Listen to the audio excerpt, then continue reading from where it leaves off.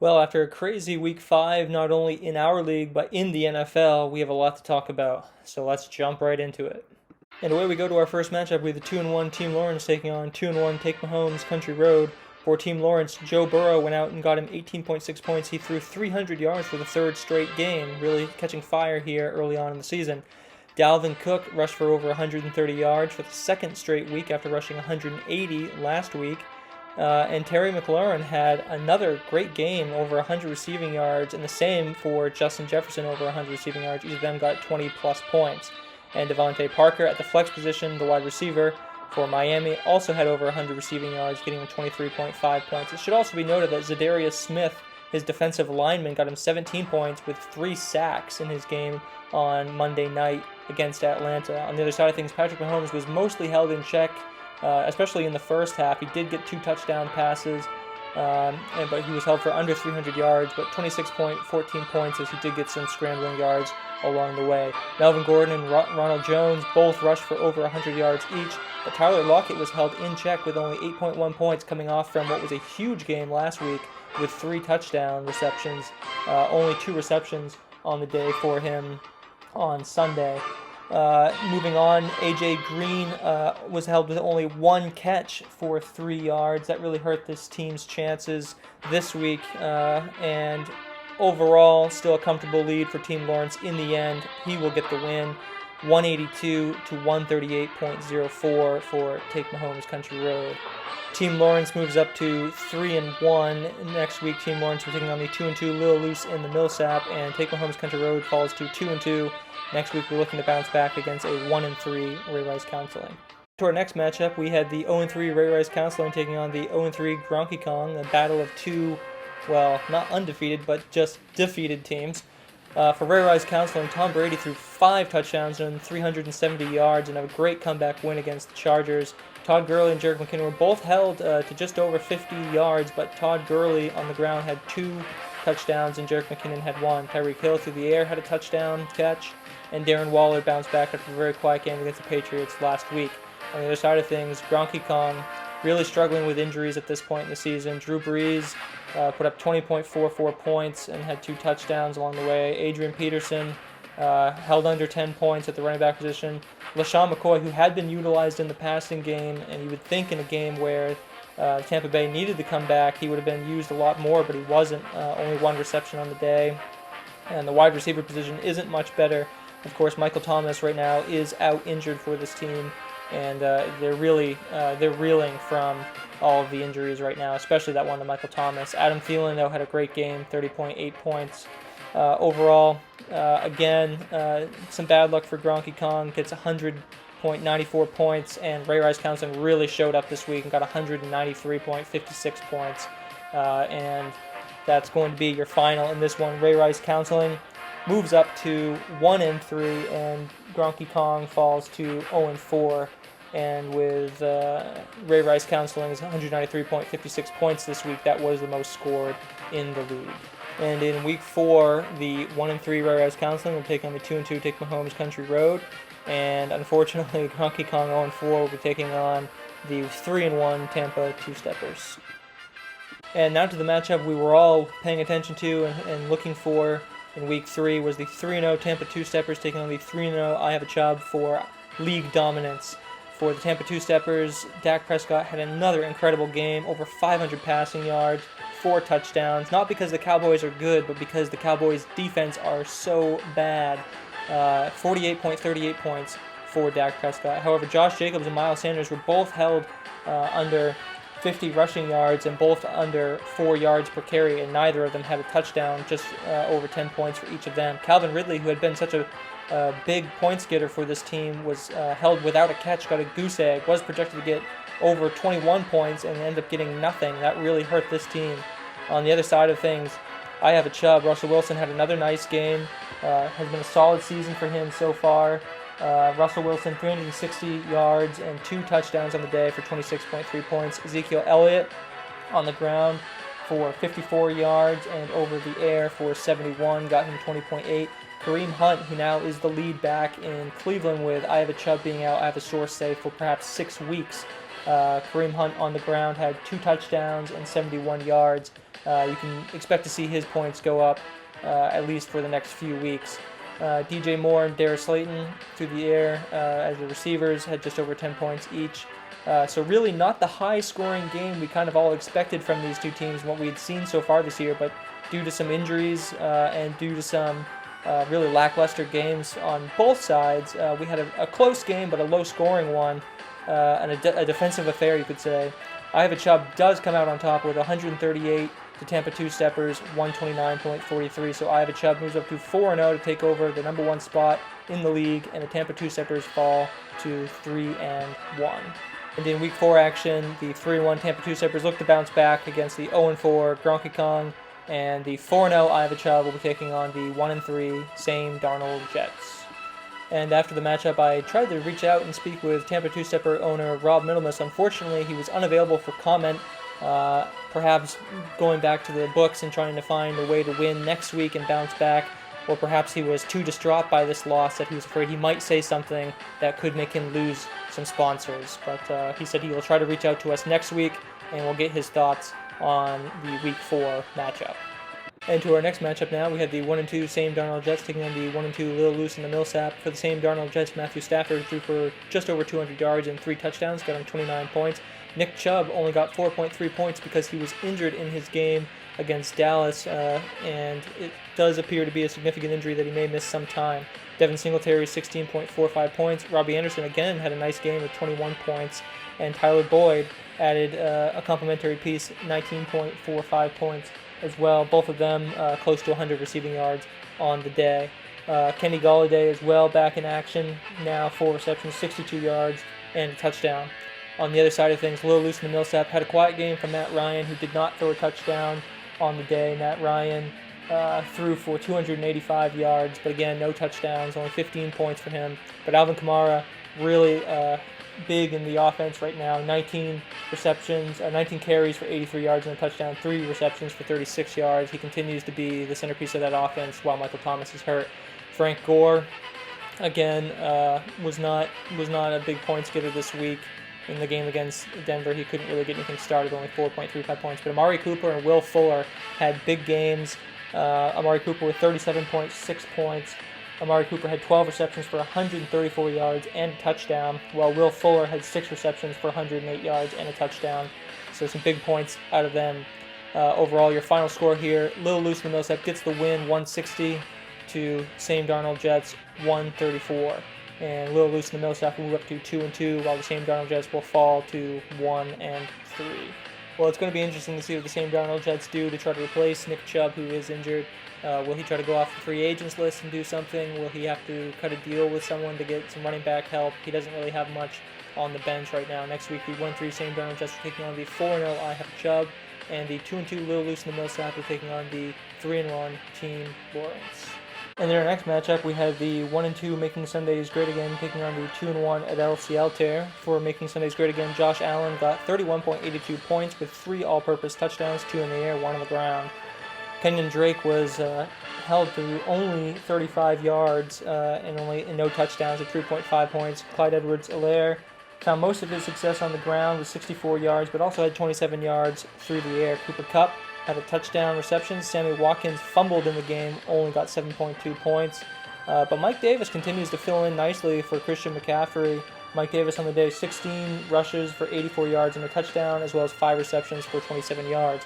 On the other side of things, Adel Cialter, Kyler Murray got him 3 touchdowns and 31.52 points, but that's a little deceiving as Kyler Murray only had 133 passing yards on 24 completions, so that's just over 5 yards per completion. Maybe something to keep an eye on, but Kyler Murray did rush 6 times for 78 yards. That really helped. Joe Mixon had an awesome game, 151 rushing yards and 2 touchdowns, as well as 30 receiving yards and another touchdown, 40 points for him on the day. Jeff Wilson, very quiet.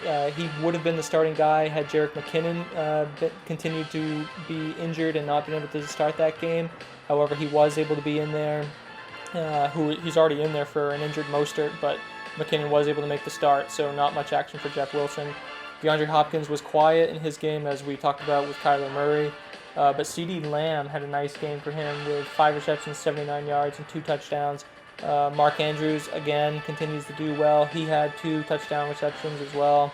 And overall, your final score in this one is the first week where Making Sundays Great Again didn't win or lose by a small amount. At LCL Tier takes the victory 180.97 to Making Sundays Great Again 132.02. At LCL Tier will move up to 3-1, and Making Sundays Great Again will fall to 1-3. And in Week 4 action, the 1-3 Making Sundays Great Again will be taking on the 2-2 Adrian's Daycare, and the 3-1 at LCL Tier will be taking on the 1-3 Go Fisk Yourself.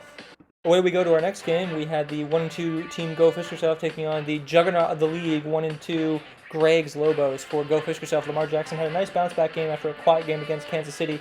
He had 2 touchdowns through the air and 1 touchdown on the ground. Latavius Murray, who's kind of a complimentary piece for the New Orleans backfield, ended up with 64 rushing yards and 2 touchdowns, got him 22.35 points. Joshua Kelly came in for an injured Eckler for San Diego and only managed to get 4.35 points, 7 rushing yards on 9 carries, so not very good there. And he also fumbled. This is back-to-back games that he's fumbled, but he does appear to be the front man right now in San Diego. Maybe something to keep an eye on, though. Stephon Diggs through the air had 115 receiving yards, but everyone else was fairly quiet on this team. 1.1 points for Larry Fitzgerald, 5.7 for Tyler Eifert. Not much going on at all for his defensive players.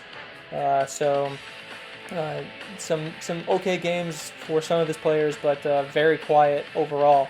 Greg's Lobos. Dwayne Haskins went out and had himself a nice game. He had 314 passing yards as well as a touchdown on the ground for 22.06 points. Derrick Henry didn't play, didn't need him. Jonathan Taylor on the ground had 68 rushing yards. Through the air for his wide receivers, Allen Robinson continues to do well, had over 100 receiving yards and a touchdown. And the real story about this one is George Kittle back in his first game since that injury, and he is back big. He had 15 receptions for 183 yards and a touchdown. That's good for 45.65 points. That is the most that any tight end has put up this season. Besides that, not too much going on. Didn't have a defense started, but again, this team is just so powerful everywhere else that he's really making a statement by not having 2 players playing the positions and being on bye weeks and still getting the win. Greg's Lobos moves up to 2-2. They're at 500. They feel great. Perhaps one of the hottest teams in the league right now, and gets 172.19 points to Team Go Fisk Yourselves 128.32, who falls to 1-3. In Week 5 action, 1-3 Go Fish Yourself taking on the 3-1 at LCL Tear, and the unstoppable force 2-2 Greg's Lobos. Look out, Madden 1993 edition. You'll be playing him next week. And in our next matchup, we had the 2-1 Madden 1993 edition taking on the 1-2 team Show Me Your TDs. I do think I owe Show Me Your TDs an apology after making fun of him for losing to Greg's Lobos last week. I think there should be an apology in there somewhere. That's going to have to count for it.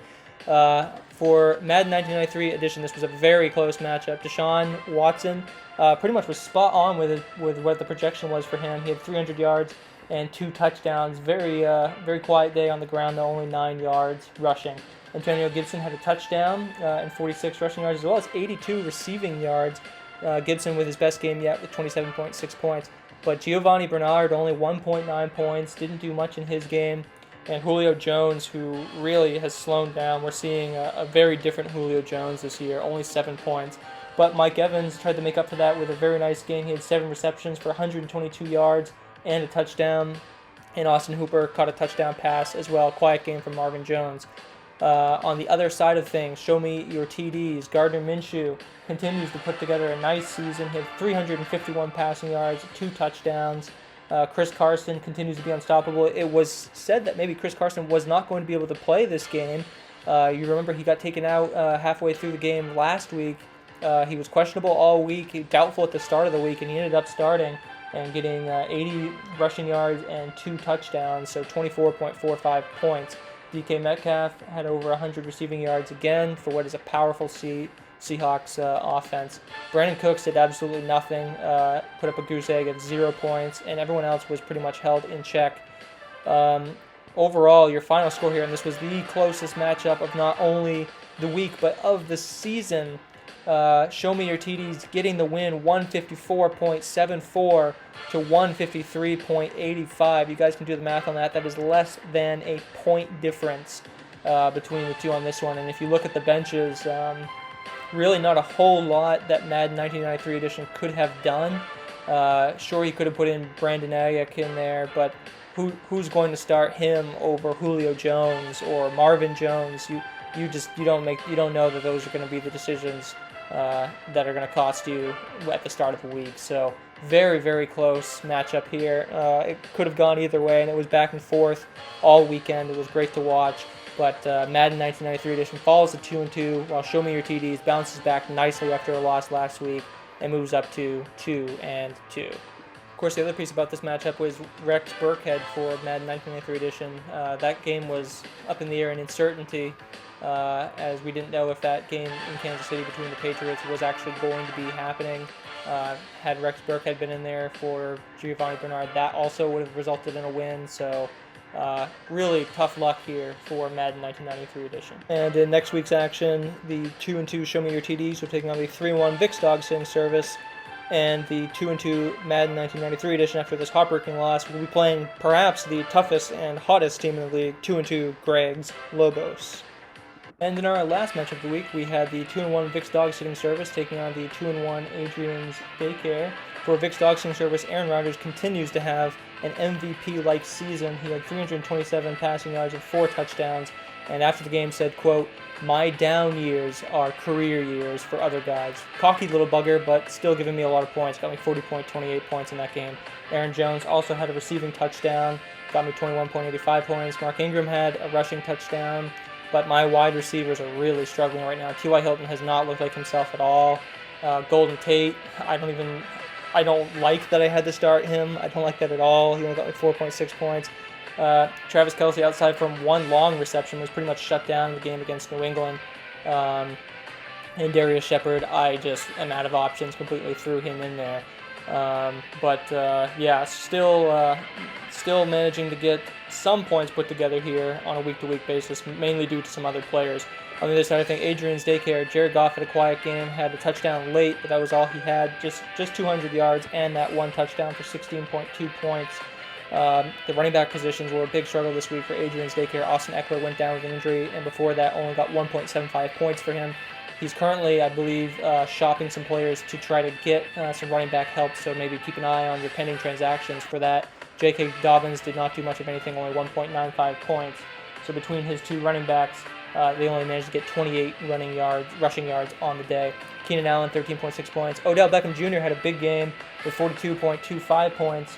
That was 5 receptions for 81 yards and 2 touchdowns, as well as 2 rushes for 73 yards and a touchdown, according to the stats, although I thought he threw that touchdown. Maybe they just count that as a rushing yards for the sake of fantasy purposes. J.J. Taylor, who I was reliably informed would not only be the starting running back on Monday night for the Patriots, but would be taking over for an injured Sony Michel going forward, got 0 points. So, yeah, that didn't exactly work out for Adrian's Daycare, and that was probably the difference in this one, because had he put in maybe another running back off from the free agents, as he doesn't have any on his bench, but had he put in someone else, this would have been a much closer game, and even then, we were within 12 points, less than actually. Vic's Dog Sitting Service getting the win, moving up to 3-1 with 120 to Adrian's Daycare falling to 2-2, 108. And in Week 5 action, the 2-2 Adrian's Daycare were taking on the 1-3 Making Sundays Great Again, and the 3-1 Vic's Dog Sitting Service were taking on 2-2 Show Me Your TDs. Let's take a look at the standings after Week 4 in the AFC West. Vic's Dog Sitting Service is on top at 3-1.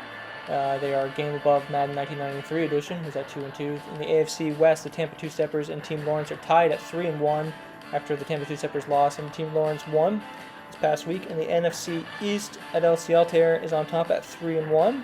And in the AFC West, I Have a Chubb is alone at the top at 4-0, top of the league as well, 2 games up on Lil Loose in the Millsap and Take Mahomes Country Road. Let's take a look at the power rankings after Week 4. We see that for Madden 1993 edition, he falls from the number 1 spot to the number 6 spot. I Have a Chubb moves up to that number 1 spot. Team Lawrence holds number 3.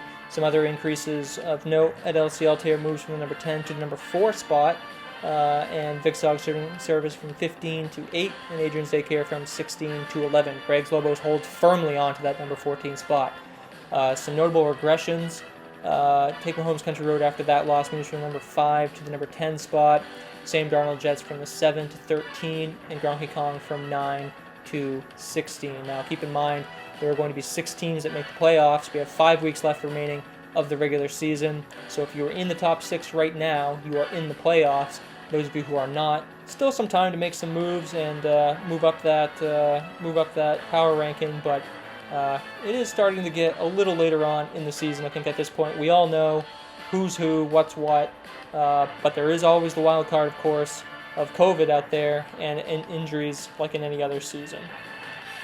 And that's going to do it for this one, guys. Have a good week 5, and I will see you all after for another recap.